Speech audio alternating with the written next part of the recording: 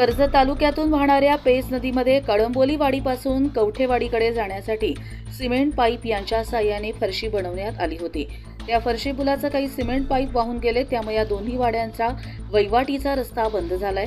त्या फरशी पुलाच्या जागी नवीन पूल बांधल्यास या दोन्ही वाड्यांमधील आदिवासी लोकांना आपल्या नातेवाईक यांच्याकडे 5 मिनिटात पोहोचता येणार आहे। दरम्यान माजी आमदार सुरेश लाड यांनी त्या ठिकाणी पूल बांधण्यात यावा यासाठी त्यांच्या आमदारकीच्या काळात प्रस्ताव तयार करण्याच्या सूचना सार्वजनिक बांधकाम विभागाला करण्यात आल्या होत्या।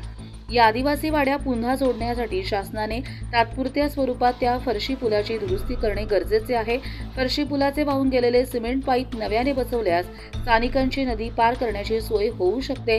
त्यासाठी सार्वजनिक बांधकाम विभागाला फारसा खर्च देखील येणार नाही आणि पावसाळा वगळता 8 महिने त्या फरशी पुलाचा वापर करता येऊ शकतो, अशी सूचना स्थानिक ग्रामस्थ राम कोंडू नाईक यांनी केली आहे। तर आमच्या आदिवासी लोणचं रस्ता तयार कार्याला शासनाला वेळ नाही, अशी खंत आदिवासी ग्रामस्थ लक्ष्मण हिलम यांनी व्यक्त केली आहे।